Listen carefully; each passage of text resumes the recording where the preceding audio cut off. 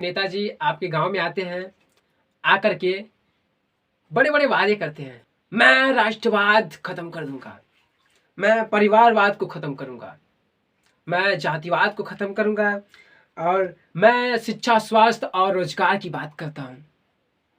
ये चुनावी माहौल में झूठे वादे होते हैं। ये चुनावी माहौल में हवाई फायरिंग सब किए जाते हैं।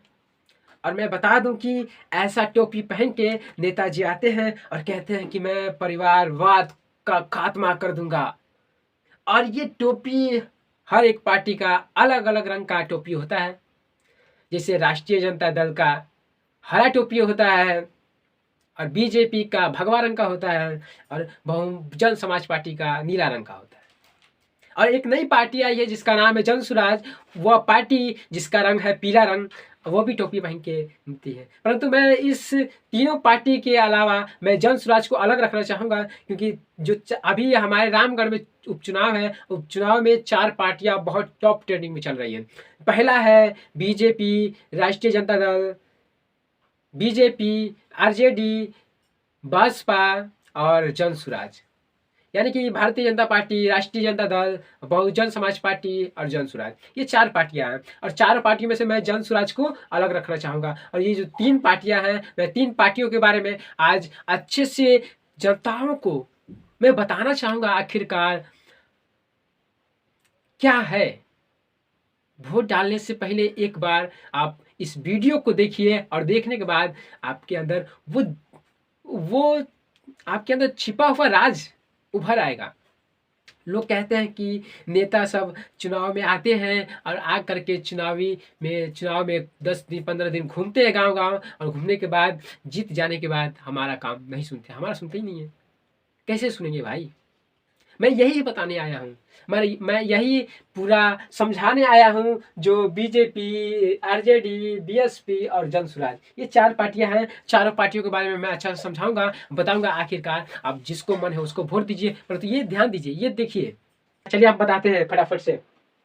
ये देखिए अशोक सिंह है और ये है बीजेपी के कैंडिडेट, और ये है अजीत सिंह जो कि आरजेडी के कैंडिडेट, और ये है पिंटू यादव छत्तीस, और पिंटू यादव की ये है बीएसपी, बहुजन समाज पार्टी, और ये है सुशील कुशवाहा जो कि है जन स्वराज पार्टी। मैं जन स्वराज को अभी अलग रखूंगा, ठीक है। अभी मैं इन तीनों के बारे में बताने वाला हूँ, ठीक है। इन तीनों के बारे में बताऊंगा। देखिए, जो रामगढ़ उपचुनाव चल रहा है वो हर साल ये 3 पार्टियां ही आपस में लड़ाई लड़ती थी, और 3 पार्टियों के अलावा और जो पार्टियां हुआ करती थी वो कोई पार्टी नहीं थी, निर्दलीय पार्टी था, ठीक है। निर्दलीय पार्टी से जो लोग लड़ना चाहते थे वो लड़ रहे थे, परंतु ये जो 3 पार्टियां थी उस समय बहुत टॉप ट्रेंडिंग में चलती थी। परंतु इसको सबके लिए एक जन स्वराज पार्टी आई है इस बार, और इसके बारे में बात करेंगे। अभी यहाँ पे देखते हैं। देखिए, ये बीजेपी वाले कहते हैं कि मैं परिवारवाद को खत्म करूंगा। ये पार्टी भी कहती है कि मैं परिवारवाद छोड़िए, और ये पार्टी भी कहती है कि मैं परिवारवाद को खत्म करूंगा। ये पार्टी कहती है और ये पार्टी कहती है, ठीक है। और ये जो आरजेडी पार्टी है, ये पार्टी बदनाम है किसके नाम से? परिवारवाद के नाम से। और ये बदनाम जनताओं द्वारा किया जाता है और विपक्षी पार्टियों द्वारा बदनाम किया जाता है कि ये आरजेडी पार्टी है क्या, यह पार्टी परिवारवाद की पार्टी है। और मैं बता दूं कि जो परिवारवाद बीजेपी में भी है, इसमें भी है, आरजेडी में भी है और बीएसपी में भी है। मैं अभी अच्छे से समझा रहा हूँ, एक्सप्लेन कर रहा हूँ कि बाकी में सब में है परिवारवाद। देखिए, ध्यान दीजिए।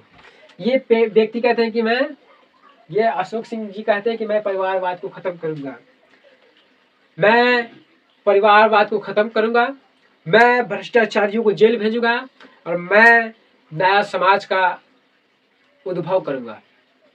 परंतु परिवारवाद को ये कैसे खत्म करेंगे महोदय जी? इनके घर के खुद ही सभी सदस्य लोग परिवारवाद से जुड़े हुए हैं। इनके घर के हर सदस्य कहीं ना कहीं पॉलिटिशियन पार्टी से जुड़ा हुआ है। क्या मैं पूछता हूँ कि अगर अशोक सिंह के बाद अशोक सिंह अगले बार, अभी वो खुद लड़ रहे हैं, अगले बार मैं पूछता हूँ कि अशोक सिंह अगर अपने परिवार के अलावा अगले बार किसी और को वो टिकट दे सकते हैं क्या? मैं पूछता हूँ। अगर मान लीजिए मैं पूछता हूँ कि अशोक सिंह, मैं भविष्य की बात कर रहा हूँ, मान लीजिए अशोक सिंह उनका एज खत्म हो गया, ठीक है, चुनाव लड़ने के लिए उनका एज खत्म हो गया, और एज खत्म होने के बाद मैं पूछता हूँ कि क्या अशोक सिंह जी अपना सीट छोड़ करके अपने घर वाले को न दे करके किसी और पार्टी को देंगे क्या? किसी और घर के लोगों को देंगे क्या? किसी और जाति के लोगों को देंगे क्या? ये असंभव है, ठीक है? ये असंभव है। ये व्यक्ति अपना सीट छोड़ करके, अपना दल छोड़ करके किसी और परिवार में, किसी और जाति में नहीं दे सकते हैं। ये अशोक सिंह और बीजेपी का ये रूल है, ठीक है? क्योंकि बीजेपी में भी परिवारवाद पूरा कूट-कूट के भरा हुआ है। देखिए जीताराम मांझी अपने बहू को लड़ा रहे हैं, अपने खुद हैं और अपने बहू को भी लड़ा रहे हैं। और अमित शाह की बेटी, और अमित शाह को आपके बारे में सब पता ही होगा कि सब परिवारवाद से ही जुड़ा हुआ है। और यहाँ पे हम कुछ बीएसपी की बातें करते हैं। ये बीएसपी यानी कि बहुजन समाज पार्टी, जो कि हमारे रामगढ़ की कैंडिडेट है पिंटू यादव जी, ठीक है? और इस पिंटू यादव कहते हैं कि मैं भी परिवारवाद को खत्म करूंगा। भैया कैसे करेंगे परिवारवाद को खत्म? आप खुद अंबिका यादव के भतीजे हैं, आप खुद परिवारवाद से जुड़े हुए हैं। आपके घर में सभी सदस्य रामगढ़ पर राज करता आ रहा है। आपके घर के सभी सदस्य बहुजन समाज पार्टी के कैंडिडेट हैं। आप कैसे करिएगा? परिवारवाद कैसे होगा, कैसे खत्म होगा? केवल जनताओं में जाकर के और 2-4 न्यूज़ों पर बता देने से कि मैं परिवारवाद के खिलाफ हूँ, मैं लड़ाई लड़ रहा हूँ, ऐसे थोड़ी होगा। परिवारवाद को खत्म करना है तो अपना सीट किसी ऐसे व्यक्ति को दे दीजिए जो आपके परिवार से जुड़ा ही ना हो।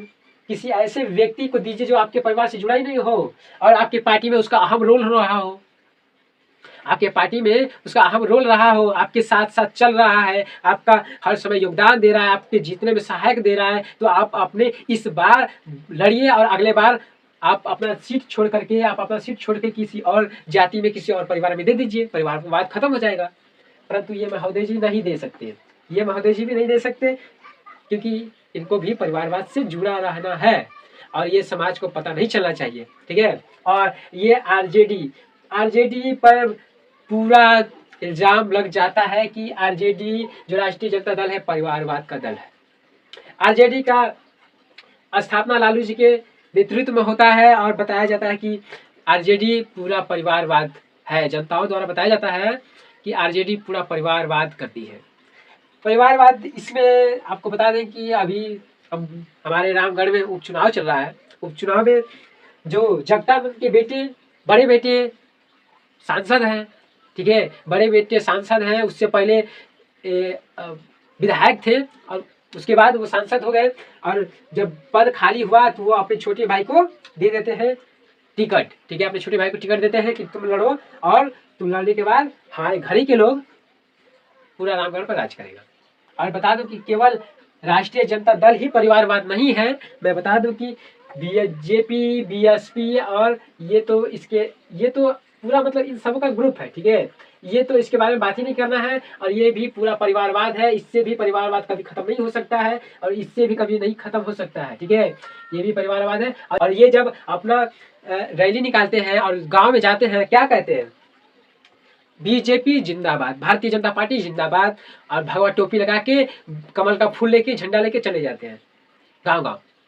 और अब नारा लगवाते हैं क्या? अशोक सिंह जिंदाबाद, अशोक सिंह जिंदाबाद, अशोक भैया जिंदाबाद। ये व्यक्ति है जो कि केवल अपने नाम के नारे लगवाते हैं, बीजेपी के नाम के नारे लगवाते हैं। तो ये व्यक्ति से कभी परिवारवाद नहीं खत्म होगा। और ये पिंटू यादव जो कि बहुजन जन समाज पार्टी, ये भी कभी जाते हैं, अपनी अभी सभाएं कर रहे हैं, रैलियां निकाल रहे हैं, गाँव-गाँव जा रहे हैं। उस गाँव-गाँव जाने के क्या करके क्या कहते हैं? बहुजन समाज पार्टी जिंदाबाद, बहुजन समाज पार्टी जिंदाबाद, मायावती जिंदाबाद, हाथी छाप जिंदाबाद, अंबिका यादव जिंदाबाद, पिंटू भैया जिंदाबाद, ये सब नारे लगते हैं।